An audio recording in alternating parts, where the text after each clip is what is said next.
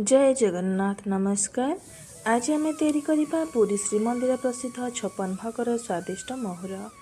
अनेक प्रकार पनीपरिया सरल मसला और पारंपरिक पद्धति रे प्रस्तुत यह महाप्रसादर स्वाद सतरे अविस्मरणीय। तेबे चलतु घर ही श्री जगन्नाथ महाप्रसाद शैली रे महुर केमती बना हुए देखिबा। श्रीमंदिर रे महाप्रसाद रे बहुत प्रकार पनीपरिया बारण थाए, जेमितिक आलू बिलाती एमती आहरी अनेक प्रकार परिबा पड़ेनी, किंतु एठी मु किछि परिबा नेछि जहा मो पाखरे अवेलेबल थिला। नेछि सारू कखारू झुडंग कांकड़ पोटल बैगण आ बड़ी नेछि एठी बिरी बड़ी को सोया बड़ी। एक्चुअली श्रीमंदिर रे नाड़ी बड़ी पड़े, मो पाखरे जेहेतु नथिला मु ए बड़ी की यूज करछि। और मसला देखते नेछि गोटे चामच पान मधुरी, गोटे चामच धनिया, गोटे चामच सोरिष, गोटे चामच जीरा, गोलमरिच गोटे चामच, गोटे पिंच अदा। यहाँ को एबे हमें गोटे मिक्सिंग जार को ट्रांसफर करना। अल्प टिके पानी दे 5 ରୁ 6 मिनट पर्यंत बोतरे ना, जहाँफल कि मसलाटी स्मूथ होगी बाटी हे। तापर आम यहाँ को गोटे पेस्ट बनैबा। तापर ये देखो मुझे किसी चना, ये कला चना यूज हुए, किंतु मुझे नहीं जाइए छोट टाइप्र काबुली चना। तापर एबे आम गैस ऑन करी गोटे कढ़ई को बसई नबा। इथिरे आम प्रथमे सोया बड़ी और बिरी बड़ी को भाजी नबा। मंदिर रे सब जिनस माटी पात्र रोषे करा जाए और सेठिकार बनैबार शैली अन्य प्रकार थाए। तो से प्रकार तो स्वाद आम घरे आनी पारिबानी, केवल छोट प्रयास कर यार स्वाद को आम अनुभव करवा। ये देखो बड़ी भल भाव भाजी हो गलानी। एबे आम यहाँ को बाहर को काढ़ी नबा। से कड़े आम 2 ରୁ 3 ग्लास पानी को देदबा। तापर गोटे चक्री फूल, डालचीनी गोटे खंड, तेजपत्र गोटे चामच अदा छेचा आ गोटे चामच हलदी गुंड जितकी लगे से अनुसार देवे।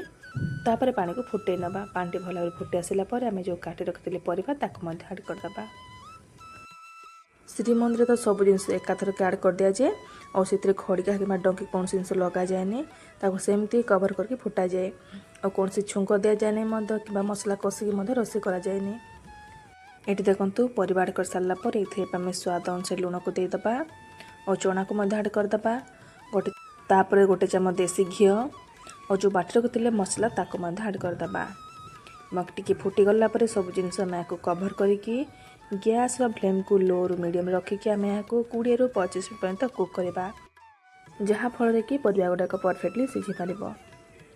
20 ରୁ 25 मिनट पर ये देखूँ बढ़िया भाव में परिवा गुड़ाक सिझी जाइए, पूरा परफेक्टली हो जाइए आमर महुर। यहाँ को आम अल्प टी एमती गोल नबा, जहाँफल कि टिके भल भाव में मिसीज परिवा गुड़ाक ना गोटा गोटा रही। ये देखो परफेक्टली हो जाइए। आपण मैंने चाहिए ये गोटे सिंपल छुंक दे पारे, डायरेक्ट तो एमती छुंक दे पारे, किंतु ये मोहर उपर डायरेक्ट जीरा और सोरिष को ऐड करदे, तापर देसी घी को गरम करके देदेवे। बास हो गला छुंक। ये बड़ी को ऐड करदे गलई नबा। 1 ରୁ 2 मिनट फुटे सारापर ये देखो फाइनाली हो गला आमर महुर।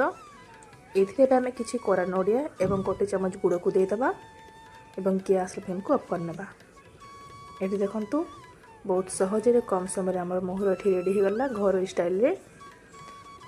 तो आपण मानको ए सिंपल अल्टीमेट पुरी मंदिर परिका महुर केमती लगिला मते कमेंट निश्चय जनइबे।